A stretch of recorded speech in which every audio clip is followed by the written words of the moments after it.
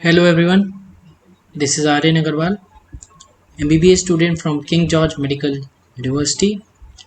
आज हम देखेंगे CNS फिजियोलॉजी का एक इम्पॉर्टेंट टॉपिक सोमैटोसेंसरी रिसेप्टर्स। तो लेट्स बिगिन।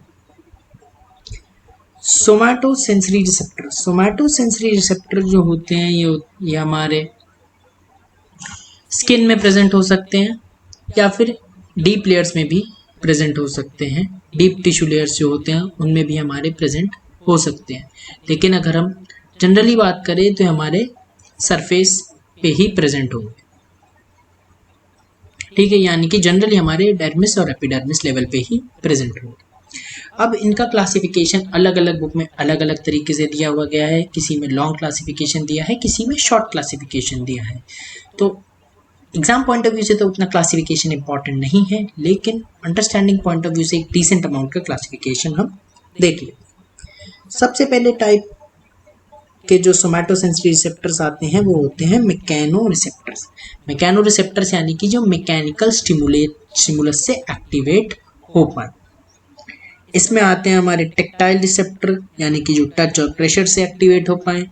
इसमें आते हैं नोसिसेप्टर यानी कि पेन रिसेप्टर। इसके बाद आते हैं प्रोप्रियोसेप्टर। प्रोप्रियोसेप्टर क्या होते हैं? These are the mechanoreceptors which can sense the joint position in 3 dimensional space. यानी कि अगर हमारी जब आंख बंद हो और कोई हमारी उंगली को मोड़ दे तो हम बिना देखे दूसरी उंगली को भी उसी तरीके से खुद मोड़ सकते हैं जैसे कि उसने हमारी पहली उंगली मोड़ी थी। यानी कि हमने बिना देखे पहचान लिया कि हमारी उंगली किस तरीके से, यानी कि हमारी जो उंगली में जॉइंट है वो किस तरीके से पोजीशनड है, उसकी क्या पोजीशन है। तो इसको सेंस कौन करेगा? प्रोप्रियोसेप्टर। अब ये अलग अलग तरीके के हो सकते हैं, muscle spindle, Golgi tendon organ और हमारा जॉइंट कैप्सूल। एक और टाइप का मैकेनो रिसेप्टर होता है hair cell of organ of Corti. जो हमारा इंटरनल ईयर होता है उसमें ऑर्गन ऑफ कोर्टाई होता है, उसमें कई सेंसरी हेयर सेल्स होते हैं जो कि हमारा मैकेनो रिसेप्टर का ही टाइप है। इसके बाद आते हैं हमारे थर्मो रिसेप्टर्स। तो जो थर्मो रिसेप्टर्स होते हैं यानी कि जो थर्मल स्टिमुलस से एक्टिवेट हो पाए, वो हमारे कौन से हो गए? थर्मो रिसेप्टर्स हो गए। अब ये कई सारे तरीके के हो सकते हैं। ब्रॉडली बताएं तो कोल्ड रिसेप्टर और वार्म रिसेप्टर हो सकते हैं। कोल्ड रिसेप्टर जो कोल्ड टेम्परेचर से स्टिमुलेट हो पाए और वार्म रिसेप्टर जो वार्म टेम्परेचर से स्टिमुलेट हो पाए। कुछ थर्मल नोसिसेप्टर्स भी होते हैं, इनको भी हम देखते हैं। सबसे पहले हम इन थर्मो रिसेप्टर्स को थोड़ा देख लेते हैं अच्छे से। अब जो थर्मो रिसेप्टर्स हैं हमारे, इसमें जो कोल्ड रिसेप्टर्स हैं, कोल्ड रिसेप्टर्स की जो एक्टिव रेंज है, जिस रेंज पे एक्टिव रहते हैं वो है 10 degree centigrade to 40 degree centigrade, और इसका पीक जो आता है वो अप्रोक्सीमेटली 24 डिग्री सेंटीग्रेड के आसपास आता है। और जो वार्म रिसेप्टर होते हैं हमारे, एक्टिवेट होते हैं हमारे 30 degree centigrade to approximately 49 degree centigrade. हमारे ये वार्म रिसेप्टर्स एक्टिव रहते हैं और इसकी जो पीक आती है अप्रोक्सीमेटली 45 डिग्री सेंटीग्रेड पे आती है। अब 10 डिग्री सेंटीग्रेड से नीचे क्या होगा और 49 डिग्री सेंटीग्रेड से ज़्यादा का अगर हम टेम्परेचर लगा दें अपनी स्किन पे तो क्या होगा? कौन सा रिसेप्टर एक्टिवेट होगा? ये तो हम थोड़ा जनरल अंडरस्टैंडिंग से भी समझ सकते हैं कि अगर बहुत कम टेम्परेचर या बहुत ज़्यादा टेम्परेचर अगर हम सेंसेशन देंगे अपनी स्किन को तो हमें थोड़ा दर्द होगा। बहुत कम टेम्परेचर या बहुत ज़्यादा टेम्परेचर, दोनों ही केस में दर्द होगा, यानी कि पेन रिसेप्टर एक्टिवेट होंगे। लेकिन इस केस में जो पेन रिसेप्टर एक्टिवेट होंगे वो हमारे मैकेनो रिसेप्टर नहीं है, ये हैं थर्मल नोसिसेप्टर्स। यानी कि अगर कम टेम्परेचर पे हमारे पेन रिसेप्टर एक्टिवेट हो रहे हैं, कम टेम्परेचर का स्टिमुलस देने पे, तो वो है कोल्ड नोसिसेप्टर। यानी कि अगर ये स्टिमुलेट कब होंगे? लेस देन 10 डिग्री सेंटीग्रेड पे। और अगर हमने ग्रेटर देन 49 डिग्री सेंटीग्रेड का स्टिमुलस दिया है तो हमारे कौन से रिसेप्टर एक्टिवेट होंगे? Warm nociceptor. ये दोनों जो हैं ये हमारे थर्मल नोसिसेप्टर्स हैं। मैकेनो नोसिसेप्टर्स अलग थे जो मैकेनिकल स्टिमुलस से एक्टिवेट हो रहे थे। इसके बाद एक बात आती है कि हमारी ह्यूमन बॉडी में जो कोल्ड रिसेप्टर्स की साइट्स हैं, यानी कि जो कोल्ड स्पॉट्स हैं, उनका नंबर काफ़ी ज़्यादा है वार्म रिसेप्टर्स की साइट यानी कि वार्म स्पॉट से, यानी कि हमें कोल्ड का परसेप्शन ज़्यादा अच्छे से हो पाएगा इन कंपैरिजन टू गर्मी का, क्योंकि जो कोल्ड रिसेप्टर्स हैं हमारी बॉडी में they are 3 to 10 times more than the warm spots in number. और जो मैक्सिमम थर्मो रिसेप्टर जो हमारी बॉडी में है ये हमारे कहाँ लोकेटेड है? Eight the level of lips greater than finger tips. सबसे ज़्यादा लिप्स पे लोकेटेड है, उसके बाद फिंगर टिप्स।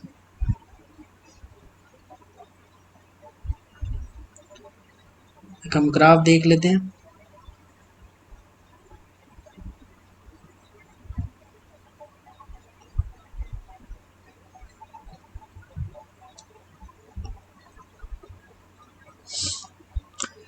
ये ग्राफ गाइडेंस से लिया है मैंने, थर्मो रिसेप्टर्स को ही एक्सप्लेन कर रहा है ग्राफ। एक बार हम इसको देख लेते हैं अच्छे से। तो जो हमारे कोल्ड रिसेप्टर हैं, जैसे मैंने पहले ही बताया था कि कोल्ड रिसेप्टर जनरली हमारे एक्टिव रहते हैं 10 degree centigrade to 40 degree centigrade पे। 10 डिग्री सेंटीग्रेड से 40 डिग्री सेंटीग्रेड तक इनकी रेंज रहती है जिस रीजन में ये एक्टिव रहते हैं, और इसकी पीक आती है अप्रॉक्सीमेटली 24 टू 25 डिग्री सेंटीग्रेड के आसपास। और जो वार्म रिसेप्टर होते हैं हमारे 30 से 50 डिग्री सेंटीग्रेड की रेंज में एक्टिव रहते हैं, और इसकी पीक अप्रॉक्सीमेटली 44-45 डिग्री सेंटीग्रेड के आसपास आती है। ये देखिए पीक इसकी 44 से 45 डिग्री सेंटीग्रेड के आसपास। और 50 डिग्री सेंटीग्रेड या 49 डिग्री सेंटीग्रेड से अगर हमारा ज़्यादा होगा तो हमारे कौन से रिसेप्टर एक्टिवेट हो जाएंगे? हीट पेन रिसेप्टर, यानी कि वार्म नोसिसेप्टर्स।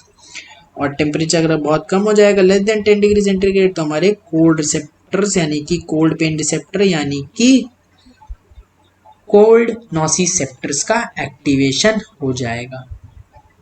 तो थर्मल रिसेप्टर्स हमें क्लियर हो गए।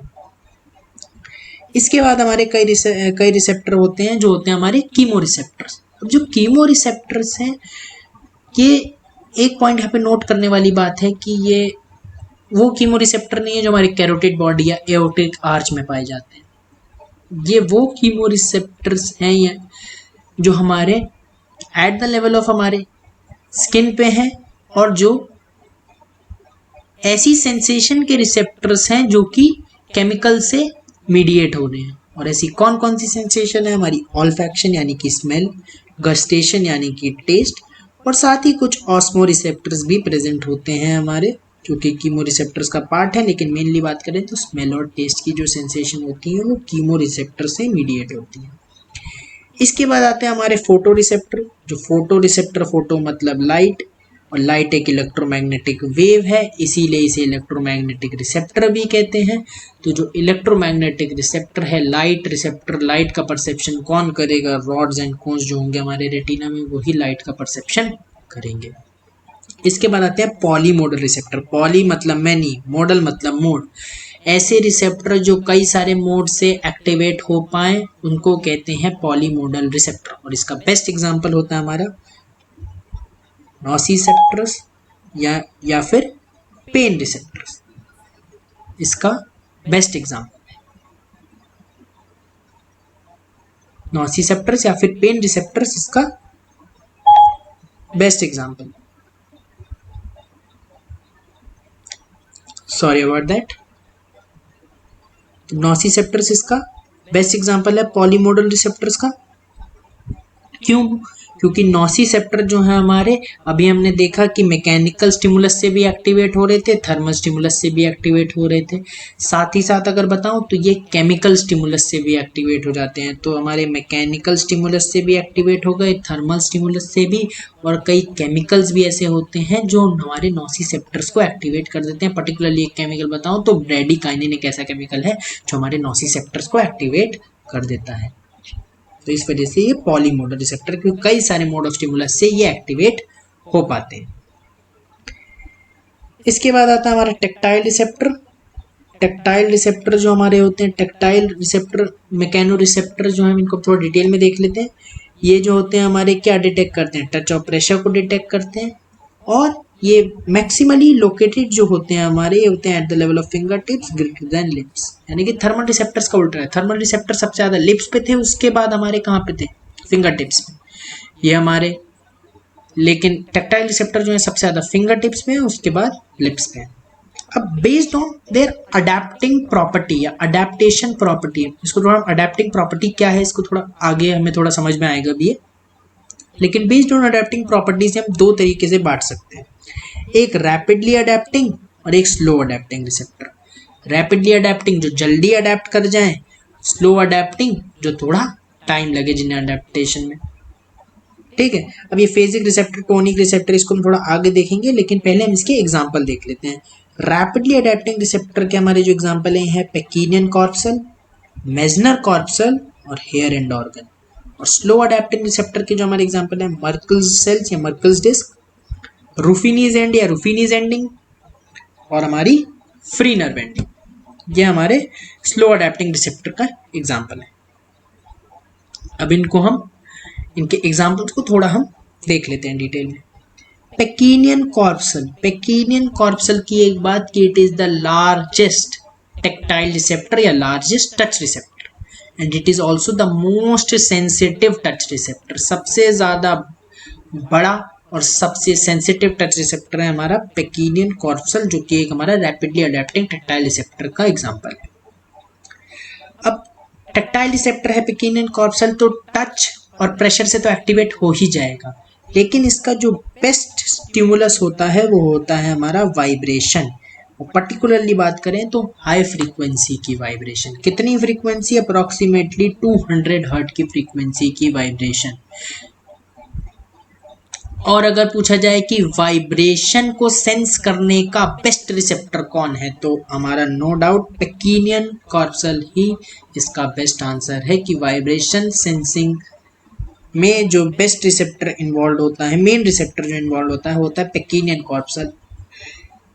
लेकिन क्या ऐसा है कि अगर 200 हर्ट्ज की फ्रीक्वेंसी को डिटेक्ट कर रहा है, तो क्या इससे कम की फ्रीक्वेंसी को नहीं डिटेक्ट करेगा? सपोज अगर हम जो एक्सपेरिमेंट्स करते हैं, जो हम ह्यूमन लैब में, हमारे फर्स्ट ईयर एमबीबीएस में फिजियोलॉजी डिपार्टमेंट में जो हम ये एक्सपेरिमेंट्स करते हैं,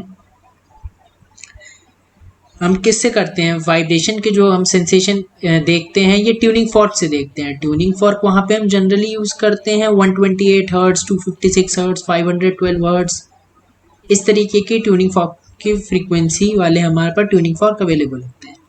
लेकिन हम वाइब्रेशन सेंसिंग के लिए जो मेनली यूज़ करते हैं ट्यूनिंग फॉर्क, वो यूज़ करते हैं जनरली 128 हर्ट्ज या 256 हर्ट्ज। क्यों? क्योंकि वाइब्रेशन के लिए मेन रिसेप्टर कौन सा है? पेकिनियन कॉर्पसल। और ये बेस्ट फ्रीक्वेंसी कितने को डिटेक्ट करता है? 200 हर्ट्ज। इसीलिए हम इसकी आसपास की रेंज वाला ट्यूनिंग फॉर्क यूज करते हैं, जो कि 128 हर्ट्ज या 256 हर्ट्ज। 512 हर्ट्ज को क्या डिटेक्ट कर पाएगा? कर पाएगा, लेकिन बेस्ट डिटेक्ट नहीं कर पाएगा। अगर बेस्ट पूछा जाए तो 128 हर्ट्ज वाला यूज करो या 256 वाला यूज करो। इससे कम और ज़्यादा को हालांकि ये डिटेक्ट कर पाएगा, लेकिन उतने अच्छे से नहीं कर। इसके बाद आते हैं मेजनर्स कॉर्पसल। मेजनर्स कॉर्पसल है ये मोस्ट न्यूमरस टच रिसेप्टर या मोस्ट न्यूमरस टेक्टाइल रिसेप्टर जो हैं हमारे, वो होते हैं मेजनर कॉर्पसल। अब वही इसका बेस्ट स्टिमुलस क्या है? मूविंग टच या मूवमेंट ओवर स्किन।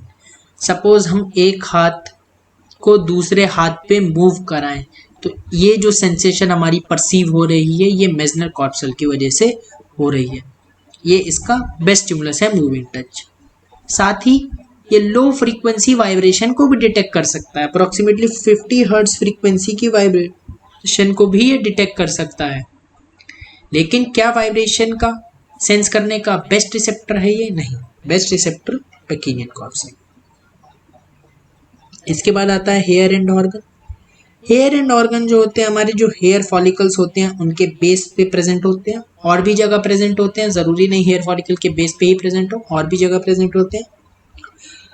इसका अगर पूछा जाए कि बेस्ट स्टिमुलस क्या है, तो इसका कोई स्पेसिफिक स्टिमुलस नहीं है, इसीलिए इसे कई बार हम non specific rapidly adapting tactile receptor भी कहते हैं।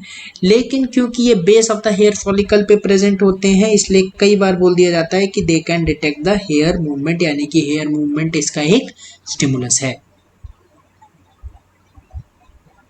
इसके बाद आते हैं हमारे स्लो अडेप्टिंग टाइप के टेक्टाइल रिसेप्टर। इसमें आता है हमारा पहले मर्कल्स डिस्क। और मर्कल्स डिस्क के बारे में एक बात जो वेरी वेरी इंपॉर्टेंट है, बहुत इंपॉर्टेंट है, हमें ध्यान रखनी है कि Merkel's disc are the only tactile receptor present at the level of epidermis of the skin. बाकी सारे जो भी टेक्टाइल रिसेप्टर हैं वो सारे डर्मिस ऑफ द स्किन में होते हैं, लेकिन ये मर्कल्स डिस्क जो है ये एपिडर्मिस में प्रेजेंट होता है। मर्कल्स डिस्क को ईगोडोम रिसेप्टर भी कहते हैं। ईगोडोम रिसेप्टर क्यों कहते हैं? क्योंकि जो मर्कल्स डिस्क होती है हमारी, वो कहाँ पे होती है? सबसे पहले तो एपिडर्मिस में होती है।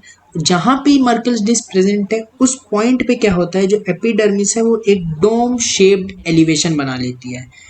जहाँ पे मर्कल्स डिस्क प्रेजेंट है वहाँ पे एपिडर्मिस डोम शेप्ड एलिवेशन बना लेती है, और ऐसा सबसे पहली बार ईगो नाम के साइंटिस्ट ने देखा था, इसीलिए इसको ईगोडोम रिसेप्टर कहते हैं। ये गाइटन के 13th इंटरनेशनल एडिशन में गिवन था, हालांकि 14th इंटरनेशनल एडिशन से इसको रिमूव कर लिया गया है। तुम कह सकते हैं कि ये प्रीवियस गाइटन के एडिशन में गिवन था, तो ये एक पॉइंट है जो एमसीक्यू में पूछा जा सकता है।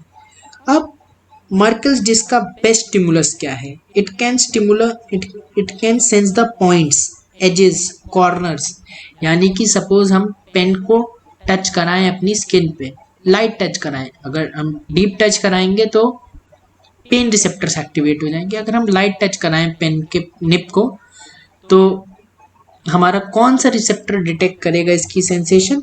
मर्कल्स डिस्क। तो पॉइंट, एजेस, कॉर्नर्स को बेस्ट डिटेक्ट करेगा मर्कल्स डिस्क। इसके बाद स्लो अडेप्टिंग टेक्टाइल रिसेप्टर में एक और आता है हमारा रूफिनीज एंड। इसका बेस्ट स्टिमुलस क्या होता है? Stretch on the skin. Suppose हम अपने हाथ में अपना फ़ोन रख लेते हैं, तो फ़ोन रखते हैं, कोई भी ऑब्जेक्ट रखते हैं, तो हमारा क्या होगा? स्किन पे थोड़ी स्ट्रेच होगी। हालांकि हमें ऐसे सेंस नहीं कर पाएंगे कि हमारी स्किन स्ट्रेच हो रही है, लेकिन क्योंकि बहुत थोड़ी सी स्ट्रेच हो रही है, लेकिन स्ट्रेच होगी। तो इस हमारी, जब हमने हाथ में अपना सपोज फ़ोन रखा है, कोई ऑब्जेक्ट रखा, तो हमारी स्किन जो हुई स्ट्रेच हुई।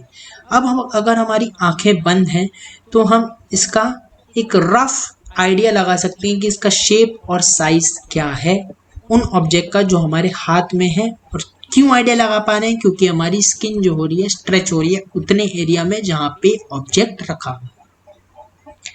इसके लिए जो रिसेप्टर इन्वॉल्व है वो है हमारा रूफिनीज एंड, दोनों बोल सकते हैं। बेस्ट स्टिमुलस क्या है इसका? Stretch on skin. ये क्या डिटेक्ट करता है? Shape and size of hand held object.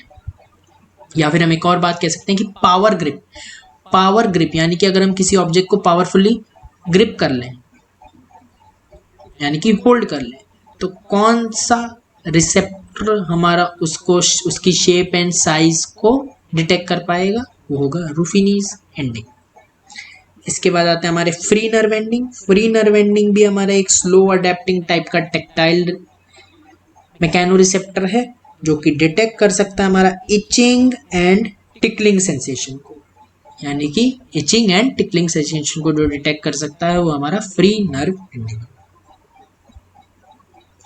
तो ये था हमारे कुछ टेक्टाइल रिसेप्टर। टेक्टाइल रिसेप्टर के बारे में कुछ पॉइंट हमें और ध्यान रखने हैं। अब देखो, जो हमारी स्किन है, उस स्किन में कई ऐसी जगह है जहाँ पे हेयर है, कई ऐसी जगह है जहाँ पे हेयर नहीं है। कई ऐसी जगह जहाँ पे हेयर है, सपोज हमारी लिप्स पे कोई हेयर नहीं है, लेकिन अगर हम अपना बैक ऑफ द हैंड वगैरह देखें तो स्पेशली मेल्स में हमें वहाँ पे हेयर मिलेंगे। तो non hairy part of skin जो होता है उसे हम क्या बोलते हैं? ग्लैब्रस स्किन बोलते हैं। और दूसरा क्या है? Hairy part of the skin है।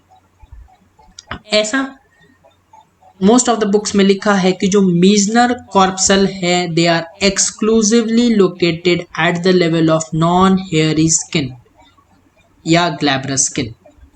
तो मीजनर कॉर्पसल मतलब हमारा सिर्फ नॉन हेयरी स्किन में ही पाया जाएगा hairy surface of the skin, यानी कि hairy part of the skin में मेजनर कॉर्पसल नहीं मिलेगा। कई बुकों में ऐसा भी लिखा हुआ है कि मर्कल्स डिस्क भी हमारा एक्सक्लूसिवली लोकेटेड होता है ग्लैब्रस स्किन में या non hairy part of skin में, लेकिन ये मोस्ट करेक्ट आंसर नहीं है। मोस्ट करेक्ट आंसर यही है कि मेजनर कॉर्पसल ही हमारा एक्सक्लूसिवली लोकेटेड है non hairy part of skin में। लेकिन non hairy part of skin में और टैक्टाइल रिसेप्टर नहीं है, ऐसा है क्या? नहीं, ऐसा नहीं है। नॉन हेयरी स्किन में सब टाइप के टैक्टाइल रिसेप्टर हैं, लेकिन जो मेजनर कॉर्पसल है वो नॉन हेयरी स्किन के अलावा और कहीं नहीं है, यानी कि सिर्फ नॉन हेयरी स्किन में है, हेयरी स्किन में नहीं है। तो हेयरी स्किन में जो टैक्टाइल रिसेप्टर एब्सेंट है वो कौन सा है? मेजनर कॉर्पसल है। और बाकी सारे जो टैक्टाइल रिसेप्टर हैं वो हेयरी स्किन पे भी हैं और नॉन हेयरी स्किन में भी है। अब आता है हमारा 2-पॉइंट डिस्क्रिमिनेशन। 2-पॉइंट डिस्क्रिमिनेशन टेस्ट, जो कि हम न्यूरोलॉजिकल एग्जामिनेशन में भी हमारे ह्यूमन लैब का वही प्रैक्टिकल्स में हम इसको यूज़ करते हैं। कंपास एस्थेसियोमीटर होता है। कंपास एस्थेसियोमीटर एक इंस्ट्रूमेंट होता है जिसमें हमारे ऐसे 2 पॉइंट होते हैं, ऐसे हमारे 2 पॉइंट होते हैं कंपास के। इसके हम एंगल को चेंज कर सकते हैं, यानी कि इस दूरी को कम या ज़्यादा कर सकते हैं by changing the angle between the 2 ends. और तो हम इस ये पॉइंटेड होता है, हम ये दो हमारे जो होते हैं पॉइंटेड होते हैं, पॉइंटेड एंड्स होते हैं बिल्कुल कंपास की तरह ही हमारे। और हम इसको पर्सन के अलग अलग लोकेशन पे लगाते हैं स्किन पे और उससे पूछते हैं कि उसको 1 पॉइंट डिटेक्ट हो रहा है या 2 पॉइंट डिटेक्ट हो रहा है। अगर 1 पॉइंट डिटेक्ट हो रहा है, लगाए तो हमने 2 ही है, लेकिन क्योंकि उन दोनों के बीच में गैप बहुत कम है तो उसे 1 पॉइंट डिटेक्ट हो सकता है। तो अगर हम उसे फिर थोड़ा गैप बढ़ाते हैं, धीरे धीरे गैप बढ़ाते हैं, फिर देखते हैं कि उसे कब 2 पॉइंट डिटेक्ट होना शुरू हुआ, फिर उसे देखते हैं कि वो नॉर्मल रेंज में है या नहीं। इसके पीछे का कौन सा रिसेप्टर इन्वॉल्व है थोड़ा देखते हैं। सपोज ये हमारी फिंगर टिप है, ये क्या है? हमारी फिंगर टिप है। अब हमने यहाँ पे वही अपने कंपास एस्थेसियोमीटर के पॉइंट लगाए, 2 पॉइंट लगाए, ठीक है, एक सर्टेन गैप पे। अब इसको 1 या 2 पॉइंट डिटेक्ट होगा, इसका हम कैसे पता कर सकते हैं? तो सपोज कि अब जहां हमने यहाँ पे हमने लगाया, यानी कि यहाँ हमने लगाया और यहाँ हमने लगाया, तो जहाँ पे भी हमने टच कराया वो उसकी कंपास की जो हमारी टिप है, दोनों 2 कंपास होते हैं उसमें, तो उनकी जो टिप को हमने जब टच कराया यहाँ पे, तो दोनों जगह रिसेप्टर है, स्किन है, वहाँ पे रिसेप्टर तो है ही, तो रिसेप्टर दोनों जगह है। अच्छा, रिसेप्टर दोनों जगह। अब सपोज यहाँ पे एक रिसेप्टर था, ये रिसेप्टर है। रिसेप्टर तो इतनी जगह में है, लेकिन रिसेप्टर जो एरिया डिटेक्ट कर पाता है उसको बोलते हैं उस रिसेप्टर की रिसेप्टिव फील्ड। यानी कि रिसेप्टर था इतनी जगह में, लेकिन उसने एरिया कितना डिटेक्ट करा? ये बाहर वाला सर्कल, तो इतना एरिया उसने डिटेक्ट करा, तो ये उस रिसेप्टर की क्या हुई? Receptive field. ये यहाँ पे दूसरा कंपास का पॉइंट था, यहाँ पे दूसरा रिसेप्टर प्रेजेंट था और उसने कितना एरिया डिटेक्ट करा? सपोज इतना एरिया डिटेक्ट करा। तो अगर मान लो उसको 1 पॉइंट डिटेक्ट हो रहा है, मान लो एक रिसेप्टर ये है, एक रिसेप्टर की रिसेप्टिव फील्ड ये है जो मैंने अभी सर्कल बनाया, और हमारे जो कंपास एस्थेसियोमीटर के दोनों पॉइंट हैं वो इस एक रिसेप्टर की रिसेप्टिव फील्ड के अंदर ही लाई कर रहे हैं। तो ऐसे कंडीशन में सब्जेक्ट को 2 पॉइंट नहीं डिटेक्ट होंगे बल्कि 1 ही पॉइंट डिटेक्ट होगा।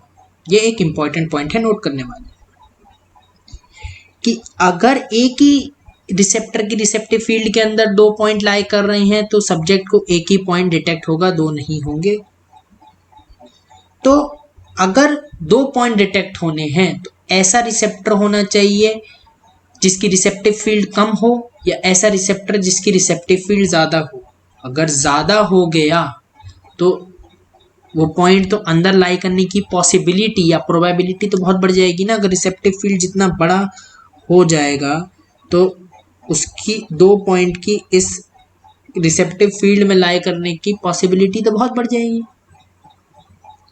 तो इस वजह से ऐसा रिसेप्टर होना चाहिए जिसकी रिसेप्टिव फील्ड बहुत ही कम हो, सबसे कम हो। और ऐसा रिसेप्टर जिसकी मिनिमम रिसेप्टिव फील्ड होती है कौन सा होता है हमारा मर्कल सेल या मर्कल डिस्क, जिसकी रिसेप्टिव फील्ड कितनी होती है 11 मिलीमीटर स्क्वायर होती है at finger tip. Meissner corpuscle की भी रिसेप्टिव फील्ड कम है, लेकिन इतनी कम नहीं है, इसकी होती है 25 millimetre square at the level of finger tip. तो best receptor for 2 point discrimination is Merkel's disc और मर्कल सेल। अब एक पॉइंट और आता है कि बॉडी में अलग अलग लोकेशन पे हमें अलग अलग दूरी पे 2 पॉइंट डिफरेंशिएट होंगे।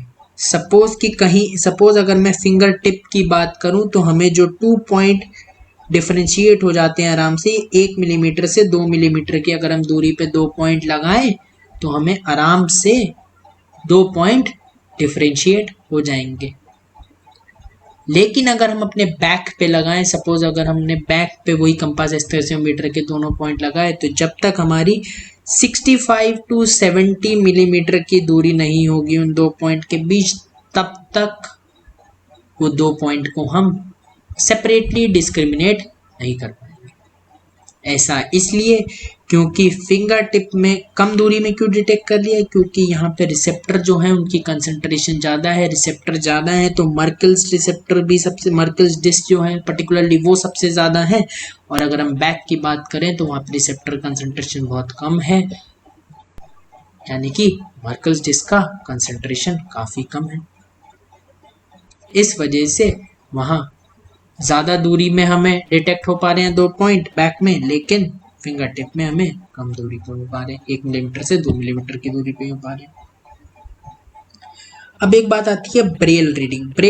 ब्रेल अल्फ़ाबेट कौन किसके लिए होते हैं, जो ब्लाइंड पर्सन होते हैं उनके लिए हमारे ब्रेल रीडिंग होती है। इसमें हमारे क्या होते हैं, कई सारे डॉट्स होते हैं, एलिवेटेड डॉट्स होते हैं।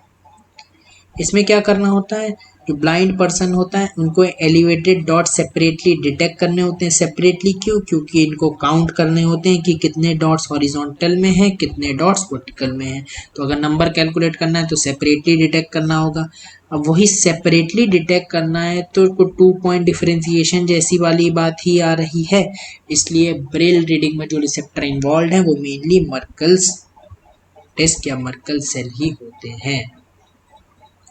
साथ ही में थोड़ा बहुत रोल मेजनर कॉर्पसल का भी होता है, लेकिन वो एक माइन्यूट रोल है, क्योंकि वही हमारा मेजनर कॉर्पसल जो है उसका 2 पॉइंट डिफरेंशिएशन में भी जब हमने देखा था कि उसकी रिसेप्टिव फील्ड कम है, लेकिन उतनी कम नहीं है जितनी मर्कल्स डिस्क की है।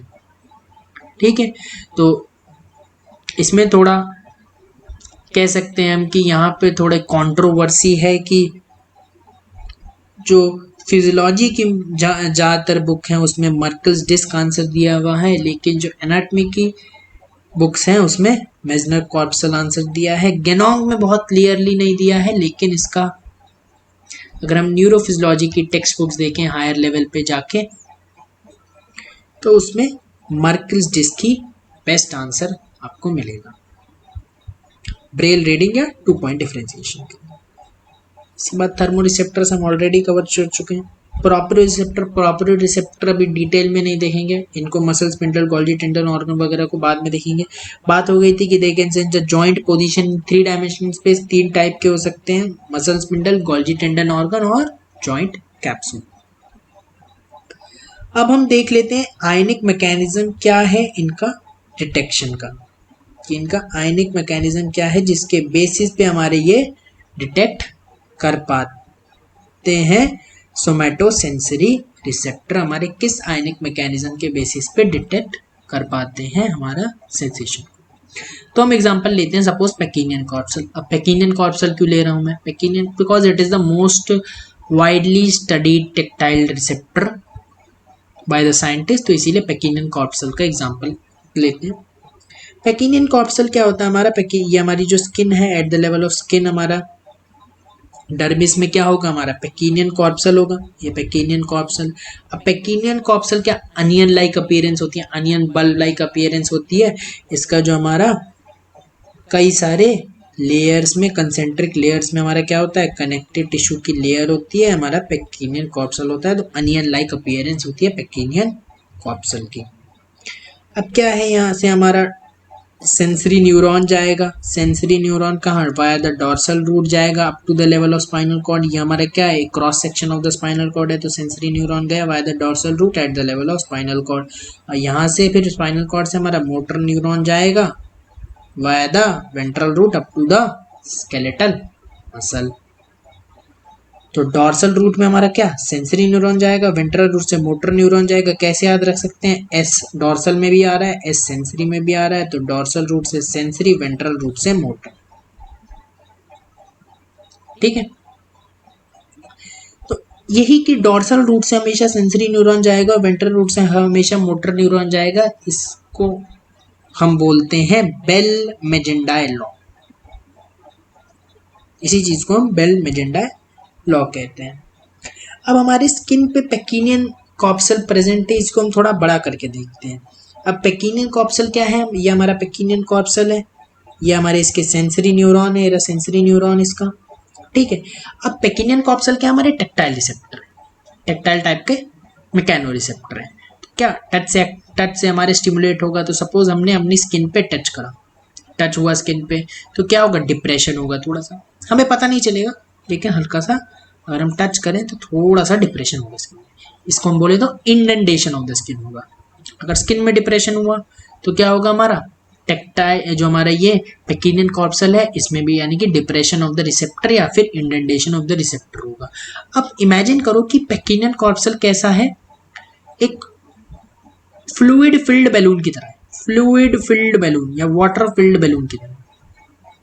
ठीक है, तो अब मान लो कि हमने बैलून में हमने क्या करा, बैलून को एक तरफ से कंप्रेस कर दिया, थोड़ा सा हमने दबा दिया उस बैलून को, यानी कि पेकिनियन कॉर्पसल को थोड़ा कंप्रेस कर दिया ड्यू टू टच स्टिमुलस। तो क्या होगा कि अगर हमने बैलून को कंप्रेस करेंगे तो क्या tension with in the balloon बढ़ जाएगी, बढ़ेगी। यानी कि अगर हम रिसेप्टर की बात करें तो tension with in the receptor क्या होगा, इंक्रीज कर जाएगा। इसकी वजह से क्या होगा कि हमारे stretch sensitive non specific cation channel जो कि हमारे सेंसरी न्यूरॉन के लेवल पे प्रेजेंट होंगे वो ओपन हो जाएंगे। क्योंकि टेंशन बढ़ी, टेंशन बढ़ने की वजह से वो स्ट्रेच सेंसिटिव कैटायन चैनल जो कि नॉन स्पेसिफिक है, यानी कि किसी पर्टिकुलर टाइप के कैटायन के लिए नहीं है, वो खुल जाएंगे। और ये कहाँ पे प्रेजेंट है, eight the level of sensory neuron present है। अब ये कैटायन चैनल खुल गए तो क्या होगा, कैटायंस अंदर आएंगे। पर्टिकुलरली अगर मैं पेकिनियन कॉर्पसल के केस में बात करूं तो कैल्शियम कैटायन अंदर आते हैं। अब जब ये कैल्शियम कैटायन अंदर आएंगे तो क्या होगा, अंदर पॉजिटिविटी बढ़ेगी। अब रेस्टिंग मेम्ब्रेन पोटेंशियल हमारी न्यूरॉन का कितना था, -70 मिलीवोल्ट। अब धीरे धीरे पॉजिटिविटी इंक्रीज हो रही है, यानी कि क्या हो रहा है, डीपोलराइजेशन हो रहा है। किसका, हमारे क्या, न्यूरॉन का जो है, यानी कि रिसेप्टर का क्या हो रहा है, डीपोलराइजेशन हो रहा है। और एक लोकल पोटेंशियल जनरेट हो रहा है, एक्शन पोटेंशियल नहीं, लोकल पोटेंशियल। लोकल पोटेंशियल क्या है, लोकलाइज, यानी कि इसी लोकेशन में जनरेट हो रहा है और ये ट्रैवल नहीं कर सकता, यानी कि नॉन प्रोपेगेटिव टाइप का पोटेंशियल है, ग्रेडेड पोटेंशियल है, डिक्रीमेंटल पोटेंशियल है, यानी कि धीरे धीरे ये फेड ऑफ कर जाएगा। समेशन हो सकता है इसका, यानी कि समेशन यानी कि एड अप हो सकता है। और समेशन के साथ साथ ये एक और इसके लिए इम्पॉर्टेंट बात है कि ऑल और नन लॉ को फॉलो नहीं करता है, तो एक्शन पोटेंशियल से अलग है। ये एक्शन पोटेंशियल नहीं है, लोकल डीपोलराइजेशन हो रहा है। तो लोकल डीपोलराइजेशन हो रहा है तो हम इसको क्या बोलते हैं, इसको एक और नाम से बोलते हैं रिसेप्टर पोटेंशियल भी कहते हैं। रिसेप्टर पोटेंशियल या फिर जनरेटर पोटेंशियल भी इसको बोला जाता है। अच्छा, अब ये जो लोकल पोटेंशियल है, अगर ये थ्रेशोल्ड के ऊपर है, एक थ्रेशोल्ड पोटेंशियल होता है ना जिसके बाद एक्शन पोटेंशियल जनरेट होता है, तो अगर ये थ्रेशोल्ड के ऊपर है तो क्या होगा, हमारा वोल्टेज गेटेड सोडियम चैनल हमारे ओपन हो जाएंगे। वोल्टेज गेटेड सोडियम चैनल हमारे ओपन हो जाएंगे और सोडियम का क्या होगा, फिर इनफ्लक्स होगा अब सोडियम का इन्फ्लक्स होगा तो क्या होगा, हमारी पॉजिटिविटी, जब सोडियम का इन्फ्लक्स होता है तो रैपिड डिपोलराइजेशन होता है, रैपिड डिपोलराइजेशन होता है, एक्शन पोटेंशियल जनरेट होता है, पॉजिटिविटी रैपिडली इंक्रीज करेगी और कहाँ तक इंक्रीज करेगी, अप टू +35 मिली वोल्ट ही इंक्रीज करेगी, इससे ज़्यादा नहीं करेगी। क्यों ज़्यादा नहीं करेगी, क्योंकि ऑल और नन लॉ को फॉलो करता है, ना ही कम होगा ना ही ज़्यादा होगा। एक्शन पोटेंशियल जनरेट हो गया। फिर एक्शन पोटेंशियल हमारा via the node of Ranvier through saltatory conduction, saltatory conduction के मैकेनिज्म से ये रोड ऑफ रेनवीर के थ्रू ट्रेवल करते हुए हमारा up to the level of spinal cord ये पहुंच जाएगा। ये एक बात हुई। इस तरीके से हमारा एक्शन पोटेंशियल जनरेट हो रहा है। अब एक दो बात इंपॉर्टेंट हमें ध्यान रखनी है कि जो हमारा फर्स्ट नोड ऑफ रेनवीर होता है, फर्स्ट नोड ऑफ रेनवीर क्या है, यही है, ये हमारा माइलिन शीथ है, ये हमारी माइलिन शीथ है।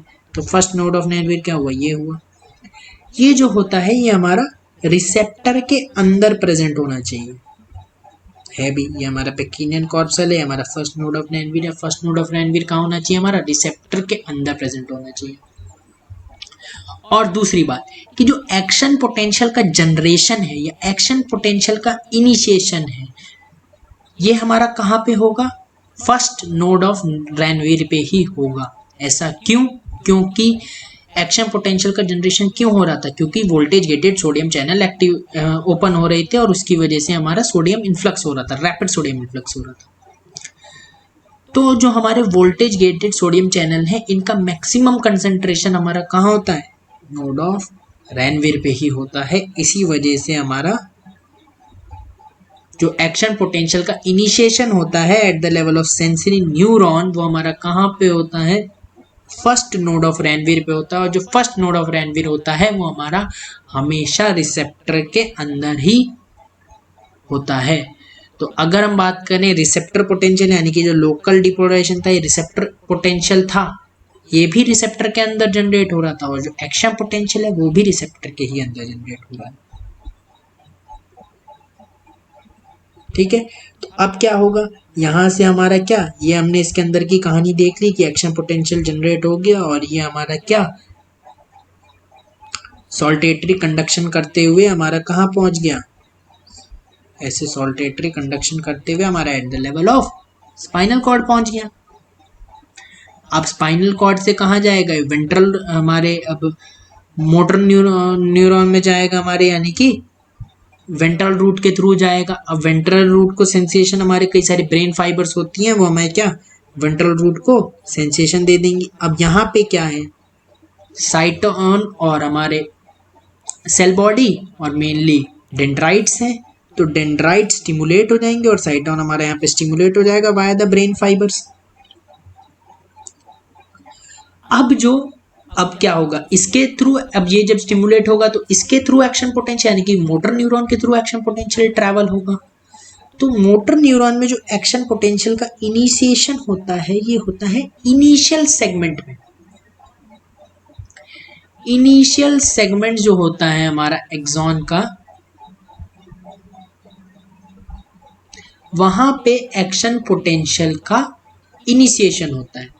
नोड ऑफ रेनवीर पे क्यों नहीं हो रहा, क्योंकि नोड ऑफ रेनवीर तो आगे आएगा, जो हमारा इनिशियल सेगमेंट पे होता है उसमें भी अच्छा खासा अमाउंट का वोल्टेज गेटेड सोडियम चैनल है, यानी कि इनिशियल सेगमेंट में भी हमारे अच्छे खासे वोल्टेज गेटेड सोडियम चैनल है। तो वो नोड ऑफ रेनवीर का आने तक का वेट क्यों करेगा, माइलिन शीथ होगी, फिर माइलिन शीथ आएगी, तो नोड ऑफ रेनवीर यहाँ आएगा, तो यहाँ तक का आने का वेट क्यों करेगा, ये पहले ही जहाँ इसे अच्छे खासे वोल्टेज गेटेड सोडियम चैनल मिलेंगे वहां पे सोडियम इन्फ्लक्स हो जाएगा और एक्शन पोटेंशियल जनरेट हो जाएगा। तो मोटर न्यूरॉन में इनिशियल सेगमेंट पहले पड़ गया, तो इनिशियल सेगमेंट में एक्शन पोटेंशियल का जनरेट हो गया। अब यहाँ पे टर्मिनल नर्व एंडिंग थी, तो यहाँ पे तो हमारा जो, अगर बात करें सेंसरी न्यूरॉन में, इनिशियल सेगमेंट तो यहाँ कहीं होगा, तो इनिशियल सेगमेंट में सेंसरी न्यूरॉन में एक्शन पोटेंशियल जनरेट नहीं होगा, टर्मिनल नर्व एंडिंग से आएगा, तो कहीं ना कहीं हमारे नोड ऑफ रेनवीर पे ही एक्शन पोटेंशियल जनरेशन हो जाएगा, वो यहाँ तक इनिशियल सेगमेंट तक का आने का वेट नहीं करेगा।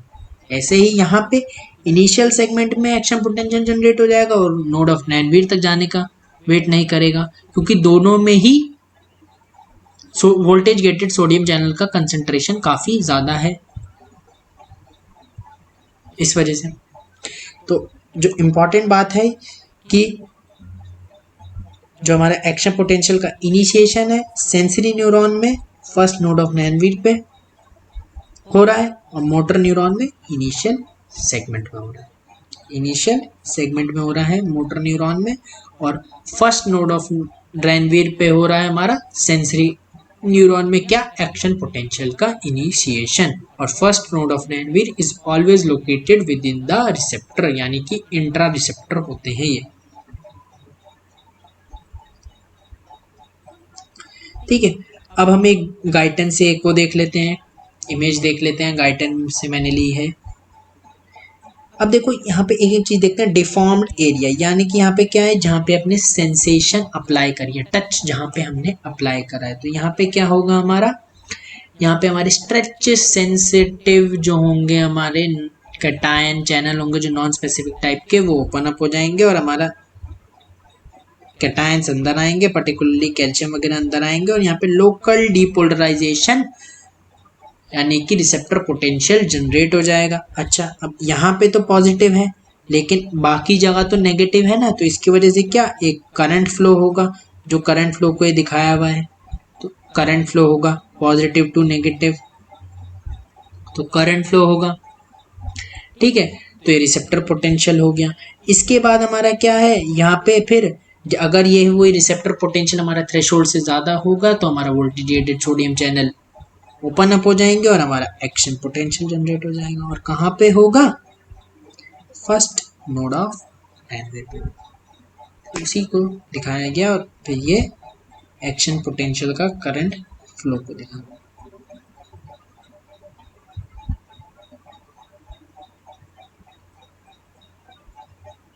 ठीक है, तो अगर हम देखें इसको एक फ्लो चार्ट के फॉर्म में, तो टच ऑन द स्किन जब होगा तो इंडेंटेशन या डिप्रेशन ऑफ द स्किन होगा, जिसकी वजह से डिप्रेशन ऑफ द रिसेप्टर होगा।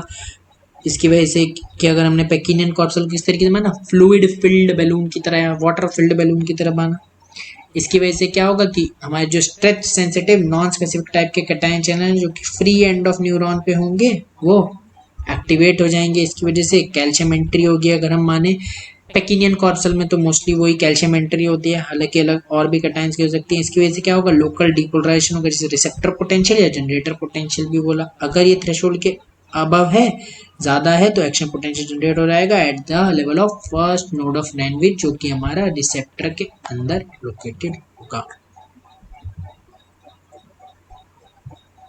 ठीक है, अब एक बात आती है कि हमने ये टच कराया, कहाँ गया ये रहा, अब हमने ये रिसेप्टर को टच करा, अब हमने रिसेप्टर पे हमने स्किन पे टच कराया। अब टच कराया तो फाइन टच होता है, एक क्रूड टच होता है, वही हमने जो हमारे न्यूरोलॉजी के एक्सपेरिमेंट्स जो होते हैं हमारे फिजियोलॉजी लैब में, उसमें हम कराते हैं crude touch, fine touch. Fine touch हम जनरली जो कॉटन की पत्ती होती है उससे करा लेते हैं, और जो क्रूड टच होता है हमारा base of the tuning fork से करा लेते हैं। तो क्रूड टच और फाइन टच को कैसे डिफरेंशिएट करेगा, अब क्रूड टच और फाइन टच को डिफरेंशिएट करने के लिए अब जो हमारा न्यूरॉन है वो किसकी भाषा समझता है, वो समझता है हमारी एक्शन पोटेंशियल की भाषा, एक्शन पोटेंशियल की भाषा समझता है। लेकिन एक्शन पोटेंशियल तो ऑल और नॉन लॉ को फॉलो करता है, या तो हमारा स्टिमुलस होगा तो पूरा होगा, स्टिमुलस जो आएगा उससे जो हमारा एक्शन जनरेट होगा, यानी कि जो हमारा वोल्टेज मैक्सिमम जनरेट होगी वो सेम होगी, चाहे हमारा कितने भी कैसा भी अगर हमारा थ्रेशोल्ड से ज़्यादा स्टिमुलस है तो हमारा जो भी हमारा रिस्पॉन्स होगा वो मैक्सिमल ही होगा, यानी कि जो भी हमारा पोटेंशियल जनरेट होगा वो मैक्सिमम ही होगा। तो हम ऐसा नहीं कह सकते कि उसमें ज़्यादा किसी अगर फाइन टच करें तो कम पोटेंशियल जनरेट होगा, और अगर हम ज़्यादा यानी कि क्रूड टच करें तो हमारा एक्शन पोटेंशियल का एम्पलीट्यूड और ज़्यादा होगा। तो एम्पलीट्यूड तो सेम ही रहेगा क्या, लेकिन जिसमें चेंज आएगा वो होगी हमारी फ्रीक्वेंसी। यानी कि अगर हम फाइन टच कराएं तो फ्रीक्वेंसी ऑफ एक्शन पोटेंशियल कम होगी और क्रूड टच कराएं तो फ्रीक्वेंसी ऑफ एक्शन पोटेंशियल ज़्यादा होगी। यानी कि ये है हमारा सपोज फाइन टच की एक्शन पोटेंशियल की फ्रीक्वेंसी, एम्पलीट्यूड उतना ही है, और ये हो गई हमारी क्रूड टच की एक्शन पोटेंशियल की फ्रीक्वेंसी। क्रूड टच, ये फाइन टच। एम्पलीट्यूड सेम, क्यों सेम? क्योंकि ऑल और नन लॉ को फॉलो करता है एक्शन पोटेंशियल। इसी से एक पॉइंट आता है कि जो स्ट्रेंथ ऑफ स्टिमुलस है या फिर इंटेंसिटी ऑफ स्टिमुलस है, ये डायरेक्टली प्रोपोर्शनल होता है फ्रीक्वेंसी ऑफ एक्शन पोटेंशियल के। यानी कि strength of stimulus is coded by frequency of action potential. इसी को हम बोलते हैं coding principle of sensory nervous system.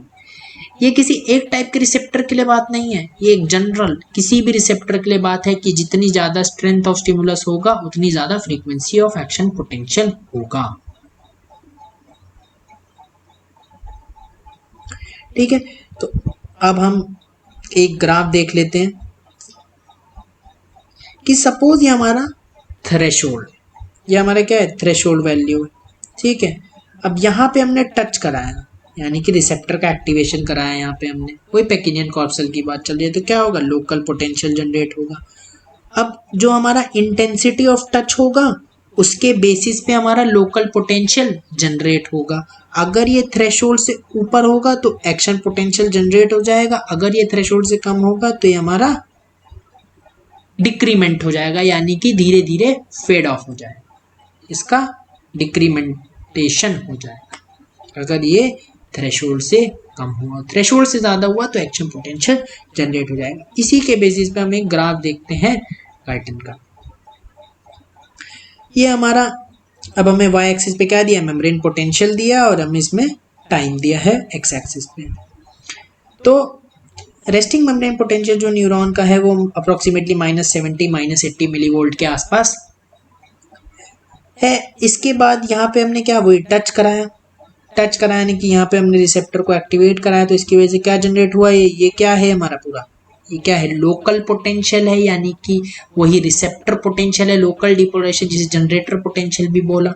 अब ये इंक्रीजिंग है, इंक्रीजिंग ऐसा क्यों है, क्योंकि जैसे जैसे हमने स्ट्रेंथ ऑफ स्टिमुलस बढ़ाई वैसे वैसे हमारा रिसेप्टर पोटेंशियल भी बढ़ गया। और अगर ये रिसेप्टर पोटेंशियल थ्रेशोल्ड के ऊपर हो गया तो हमारा क्या, एक्शन पोटेंशियल जनरेट हो गया। और अगर हमारा टच फाइन था तो जितना फाइन टच था इस एक्शन पोटेंशियल की फ्रीक्वेंसी उतनी कम थी, और जितना ज़्यादा क्रूड टच हो गया उतनी ज़्यादा इसकी एक्शन पोटेंशियल की फ्रीक्वेंसी बढ़ गई। तो सपोज यहाँ पे एक्शन पोटेंशियल की फ्रीक्वेंसी कम है तो यहाँ पे मान लो फाइन टच है, और यहाँ पे एक्शन पोटेंशियल की फ्रीक्वेंसी ज़्यादा है तो ये कौन सा होगा, यहाँ पे क्रूड टच होगा, समझने के लिए। तो ये गाइटन का ग्राफ भी हो गया। इसके बाद आता है हमारा एक टर्म अडेप्टेशन, जो हमने शुरू में बात करी थी टैक्टाइल रिसेप्टर के लिए कि rapidly adapting, non rapidly adapting based on adaptation. तो अडेप्टेशन है क्या, मान लो कि हम अब इसको एक एग्जांपल से समझते हैं। मान लो कि कोई पर्सन है, उसकी गर्लफ्रेंड या बॉयफ्रेंड है, और सपोज कि अगर हमने उसका एक दूसरे का हाथ पकड़ रखा है, अब उन दोनों ने एक दूसरे का हाथ पकड़ रखा है, तो क्या होगा, जो शुरू में हमारी थोड़ी अच्छी सेंसेशन होगी, अलग से अलग टाइप की सेंसेशन होगी, लेकिन उन दोनों ने एक दूसरे का हाथ बहुत देर तक, सपोज 1 घंटे तक पकड़ा हुआ है या आधे घंटे तक पकड़ा हुआ है, तो क्या वही सेंसेशन फील होगी, नहीं, वो सेंसेशन फील नहीं होगी, थोड़ी कम, या थोड़ी ऑब्वियसली थोड़ी कम ही हो जाएगी, ज़्यादा होने का तो कोई चांस ही नहीं है। कि जैसे जैसे कि अगर हमें उसका प्रेजेंस फील होना बंद हो जाएगा कि हमने हाथ पकड़ा हुआ भी है कि नहीं पकड़ा हुआ है, ये भी नहीं पता लगेगा, क्योंकि वो सेंसेशन डिक्रीज हो जाएगी। अब ऐसा क्यों हुआ, बेस्ड ऑन अडेप्टेशन। अब ये अडेप्टेशन क्या है, अब हम इसके कॉन्टेक्स्ट में देखते हैं, रिसेप्टर के कॉन्टेक्स्ट में। मान लो कि हमने एक स्टिमुलस दिया हुआ है सिमिलर एक हमने कांस्टेंट स्टिमुलस दिया हुआ है फॉर लॉन्ग ड्यूरेशन, जैसे कि हमने हाथ पकड़ा हुआ था, हमने हाथ पकड़ा हुआ था तो एक स्टिमुलस गिवन था, टेक्टाइल स्टिमुलस था जो कि लॉन्ग ड्यूरेशन के लिए था। तो इसकी वजह से क्या होगा कि हमारी जो सेंसेशन है वो डिक्रीज हो जाएगी। अब सेंसेशन कैसे डिक्रीज हुआ? न्यूरॉन की सेंसेशन कम हो गई, तो न्यूरॉन ने क्या करा होगा? न्यूरॉन एक ही भाषा समझता है, एक्शन पोटेंशियल की। सेंसेशन कम हो गई, सेंसेशन का परसेप्शन अगर कम हो गया तो जरूर एक्शन पोटेंशियल की फ्रीक्वेंसी कम हुई होगी। Sustained present of supra threshold stimulus, supra threshold sustained यानी कि कंटिन्यूअस हमने एक स्टिमुलस दिया हुआ है लॉन्ग ड्यूरेशन के लिए, सुप्रा थ्रेशोल्ड स्टिमुलस ही होगा तभी तो एक्शन पोटेंशियल जनरेट हो रहा होगा। उससे कम का अगर स्टिमुलस होगा तो फिर सेंसेशन ही नहीं हो रही होगी ना। तो सुप्रा थ्रेशोल्ड स्टिमुलस का अगर हमने सस्टेन्ड प्रेजेंस कराया, लॉन्ग ड्यूरेशन के लिए दिया, तो उसकी वजह से क्या होगा? हमारी एक्शन पोटेंशियल की फ्रीक्वेंसी कम हो जाएगी, जिसकी वजह से उसका परसेप्शन हमें थोड़े टाइम के बाद होना कम हो जाएगा और कई केसेस में चला भी जाएगा। अब ऐसा क्यों हुआ? तो वही हम उसी की बात करते हैं अपने किसकी, रिसेप्टर की बात। और रिसेप्टर कौन सा? हमारा पैकिनियन कॉर्पसल। ठीक है, अब जो हमारा पैकिनियन कॉर्पसल था, पैकिनियन कॉर्पसल को हमने कैसे इमेजिन करा था? It is like a fluid filled balloon, fluid filled balloon की तरह है। ठीक है, तो इसको हम फ्लूइड फिल्ड बैलून जो है हमारा, इसको हम विस्को इलास्टिक स्ट्रक्चर भी बोलते हैं। पैकिनियन कॉर्पसल को visco elastic structure, visco elastic structure. Visco क्यों? क्योंकि विस्कोसिटी है। विस्कोसिटी क्यों है? क्योंकि फ्लूइड की वजह से है। और इलास्टिक नेचर क्यों है? क्योंकि बैलून लाइक स्ट्रक्चर है इसका, थोड़ा बैलून हमका इलास्टिक होता है ना, तो इसलिए हम पैकिनियन कॉर्पसल को विस्को इलास्टिक स्ट्रक्चर बोलते हैं। अब मान लो हमने प्रोलॉन्ग टच करा हुआ है, प्रोलॉन्ग टच है, एक प्रोलॉन्ग स्टिमुलस दिया हुआ है, तो हमारा क्या होगा? जब शुरू में तो हमारा क्या होगा, जो हमारी अंदर टेंशन बढ़ जाएगी, लेकिन थोड़े टाइम बाद क्या होगा? Due to the viscoelastic property, यानी कि बेसिकली इलास्टिक प्रॉपर्टी की वजह से क्या होगा? रीडिस्ट्रीब्यूशन ऑफ द फ्लूइड, इसके अंदर जो फ्लूइड भरा होगा उसका रीडिस्ट्रीब्यूशन हो जाएगा, थोड़ा वो फैल जाएगा। क्यों फैलेगा? जिससे उसके अंदर की टेंशन कम हो जाए। तो स्ट्रक्चरल रीअरेंजमेंट हो जाएगा किसके अंदर? With in the receptor. Structural rearrangement हो जाएगा विद इन द रिसेप्टर। क्या होगा? रीडिस्ट्रीब्यूशन ऑफ द फ्लूइड हो जाएगा due to elastic nature of Pacinian corpuscle. और इसकी वजह से क्या होगा? टेंशन जो होगी उतनी ज्यादा रहेगी नहीं। टेंशन ज्यादा नहीं रहेगी तो हमारे जो स्ट्रेच सेंसिटिव कैटायन चैनल थे वो बंद हो जाएंगे। ये बंद हो गए तो हमारा लोकल डीपोलराइजेशन यानी कि रिसेप्टर पोटेंशियल जनरेट नहीं होगा। ये नहीं होगा तो फिर हमारा वोल्टेज गेटेड सोडियम चैनल नहीं खुलेंगे। ये नहीं खुलेंगे तो एक्शन पोटेंशियल जनरेट नहीं हो जाएगा, यानी कि धीरे धीरे एक्शन पोटेंशियल जनरेट नहीं होगा तो धीरे धीरे एक्शन पोटेंशियल हमारी फ्रीक्वेंसी कम हो जाएगी उसके, जिसकी वजह से हमें परसेप्शन ऑफ स्टिमुलस यानी कि उसकी सेंसेशन कम हो जाएगी। तो receptor adjust to decrease tension कैसे एडजस्ट कर रहा है? Via structural rearrangement within the receptor. इसकी वजह से क्या हो गई? Decrease frequency of action potential हो गई। इसी को अडेप्टेशन का, कुछ रिसेप्टर जल्दी अडेप्ट कर जाते हैं तो वो रैपिडली अडेप्टिंग रिसेप्टर हो गए, कुछ रिसेप्टर धीरे अडेप्ट करते हैं तो वो स्लो अडेप्टिंग रिसेप्टर हो गए। ठीक है, अब एक चीज देखते हैं कि सपोज ये स्टिमुलस था, हमारा स्टिमुलस था। अब कोई भी स्टिमुलस हम मान सकते हैं, सपोज ये प्रेशर स्टिमुलस था। ठीक है, तो स्टिमुलस हमने दिया, इंक्रीज करा स्टिमुलस का, फिर कांस्टेंट स्टिमुलस दिया, फिर उसको डिक्रीज करके हमने फिर कांस्टेंट कर लिया और इसको हमने एक्शन पोटेंशियल के साथ ट्रेस करा। ठीक है, तो शुरू में तो हमें एक्शन पोटेंशियल मिला जब हम स्टिमुलस को इंक्रीज कर रहे थे स्ट्रेंथ को, फिर हमने उसकी स्ट्रेंथ को कांस्टेंट करा। सपोज प्रेशर मान लो तो प्रेशर को कांस्टेंट कर लिया, तो हमें क्या मिला कि एक्शन पोटेंशियल की फ्रीक्वेंसी कम हो गई।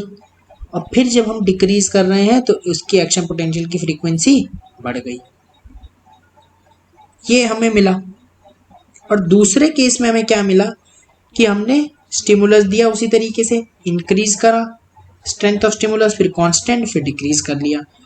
लेकिन हमें इसमें क्या मिला? एक कांस्टेंट एक्शन पोटेंशियल मिला।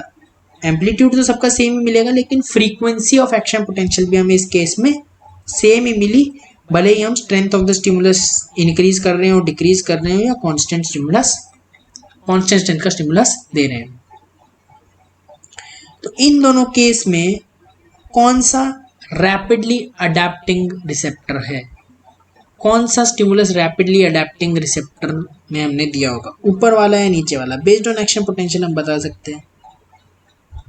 सीधी सी बात है कि हमारा फर्स्ट वाले में एक्शन पोटेंशियल चेंज हो गया, एक्शन पोटेंशियल चेंज हो गया यानी कि स्टिमुलस जैसे ही कांस्टेंट हुआ वैसे ही एक्शन पोटेंशियल की फ्रीक्वेंसी कम हो गई, यानी कि with change of stimulus action potential change कर लिया, एक्शन पोटेंशियल चेंज कर लिया यानी कि अडेप्ट कर लिया। तो जिसने एक्शन पोटेंशियल चेंज कर लिया वो अडेप्ट हो गया। तो ये कौन सा होगा?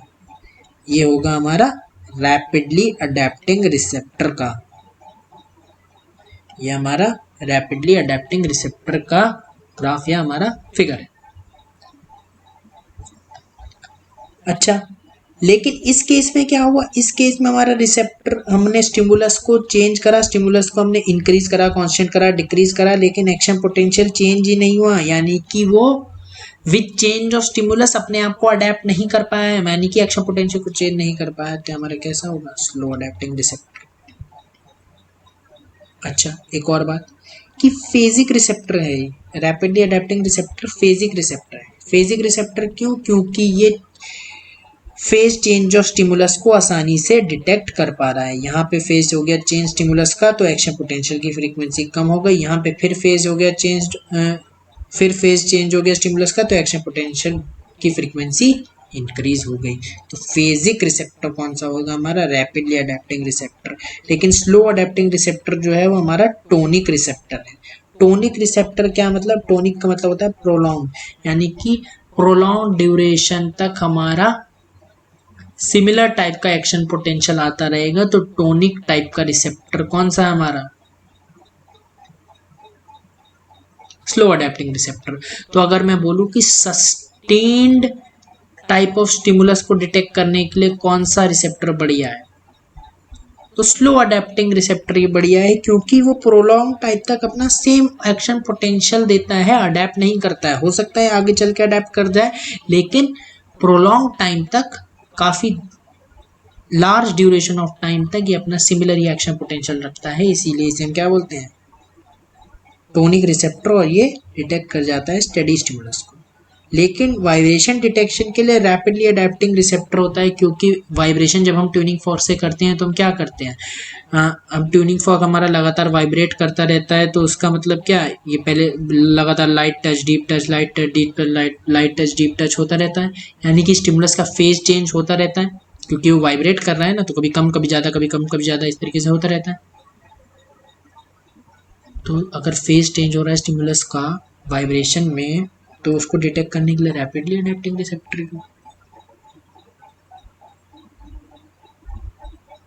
ये हो गया।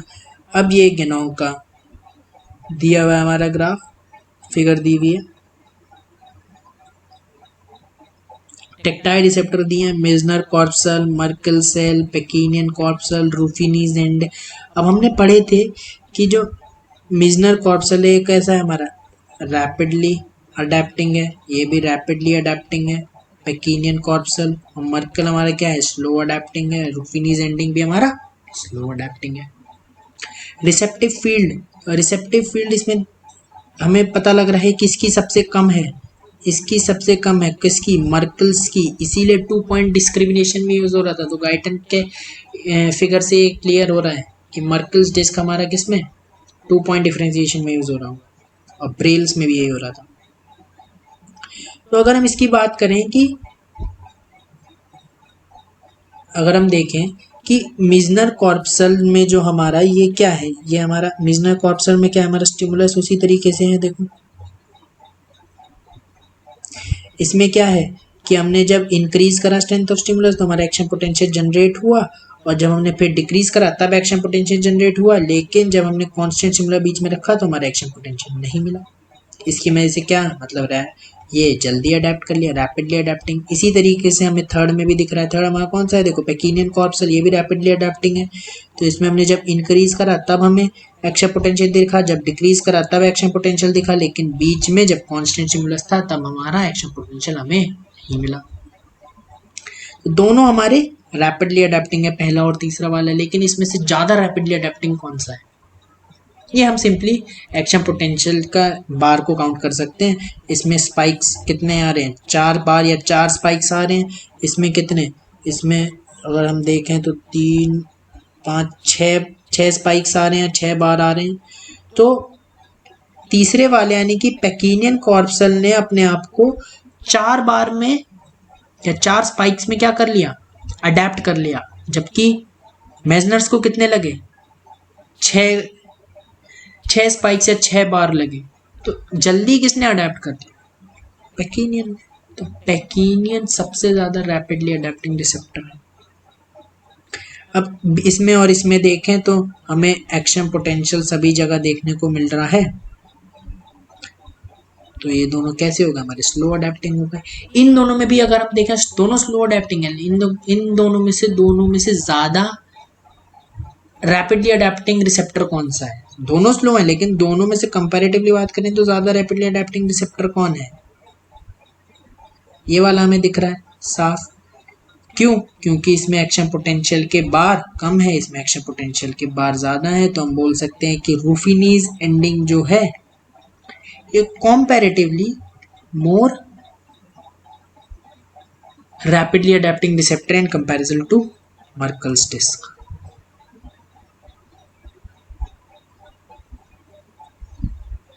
तो ये हो गया हमारा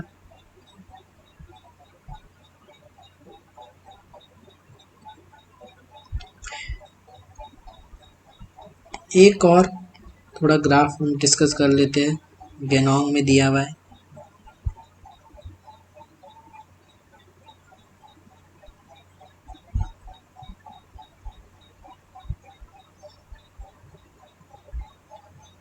देखो ये हम थोड़ा डिस्कस करते हैं। इसमें क्या है, सबसे पहले हमने क्या करा, प्रेशर अप्लाई करा।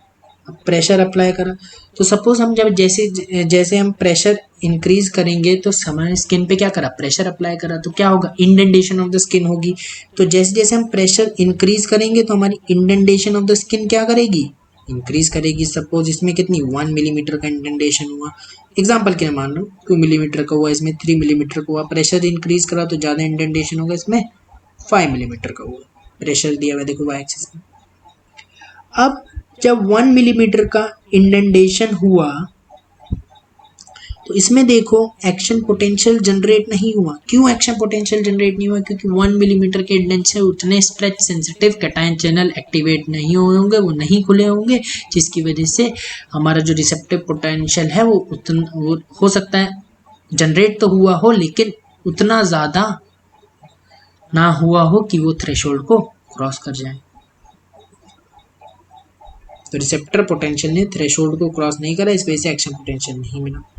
लेकिन अगर हम देखें कि अगर हमने स्ट्रेंथ ऑफ द स्टिमुलस बढ़ा दिया, इस केस में स्ट्रेंथ ऑफ द स्टिमुलस बढ़ा दिया, यानी कि जिसकी वजह से स्ट्रेंथ ऑफ प्रेशर क्या है, एक तरीके स्टिमुलस ही तो बढ़ा दिया प्रेशर, तो मतलब स्ट्रेंथ ऑफ द स्टिमुलस बढ़ा दिया। 2 मिलीमीटर का इंडेंटेशन हो गया सपोज, तो इसमें क्या हो गया, हमारा एक्शन पोटेंशियल जनरेट हो गया। और स्ट्रेंथ ऑफ द स्टिमुलस बढ़ा देंगे तो क्या होगा, एक्शन पोटेंशियल की फ्रीक्वेंसी बढ़ जाएगी। हम देख सकते हैं जैसे जैसे हम स्ट्रेंथ ऑफ द स्टिमुलस बढ़ा रहे हैं तो एक्शन पोटेंशियल की फ्रीक्वेंसी बढ़ रही है। तो ये गेनोंग का एक ग्राफ था, ये क्लियर हो गया। सोमैटोसेंसिटिव रिसेप्टर्स में इतना ही है, आज के लिए इतना ही। बाकी थोड़ी बहुत चीज़ें अगली वीडियो में देखेंगे। आई होप आपको अच्छा लगा। Thank you for listening, thank you very much, goodbye, take care.